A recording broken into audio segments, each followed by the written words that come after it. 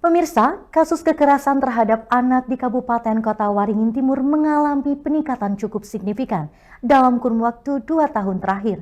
Peningkatan yang angkanya mencapai 30% tersebut salah satunya dipicu akibat pandemi COVID-19. Lembaga Swadaya Masyarakat Lentera Kartini mencatat, peningkatan kasus kekerasan terhadap anak di Kota Waringin Timur terjadi dalam rentan waktu tahun 2020 hingga 2021. Lentera Kartini merupakan lembaga yang fokus terhadap perlindungan perempuan dan anak. Ketua LSM Lentera Kartini, Forisni Aprilista menyebut, banyak faktor penyebab terjadinya kekerasan pada anak. Belakangan, faktor yang dinilai cukup berpengaruh besar terhadap timbulnya kasus kekerasan pada anak adalah pandemi COVID-19.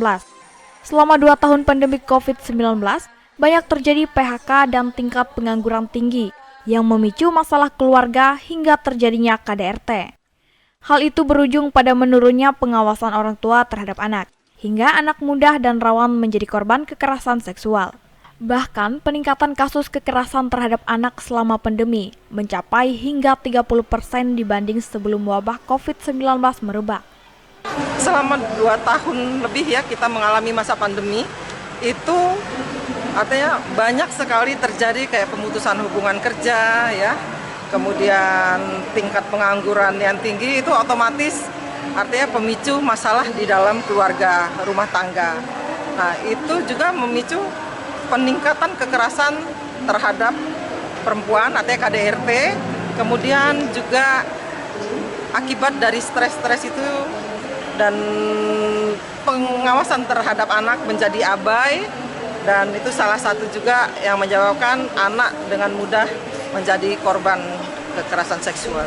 Kalau dari sebelum pandemi kayaknya bisa dikatakan meningkat 30% ya. Kalau misalnya dulu mungkin rata-rata per bulan itu hanya 5 kasus ya, itu ininya istilahnya. Nah sekarang bisa 8-10 kasus. Nah itu artinya peningkatan yang efek dari pandemi. Mengingat saat ini pandemi COVID-19 telah mereda dan perekonomian masyarakat juga mulai kembali bangkit, maka diharapkan kasus kekerasan terhadap anak ikut mengalami penurunan. Namun untuk mewujudkan hal itu, perlu dukungan dan kerjasama seluruh pihak termasuk masyarakat khususnya orang tua, untuk bersama-sama menekan terjadinya potensi kekerasan terhadap anak. Dari Sampit, Tim Liputan Dayak TV mengabarkan.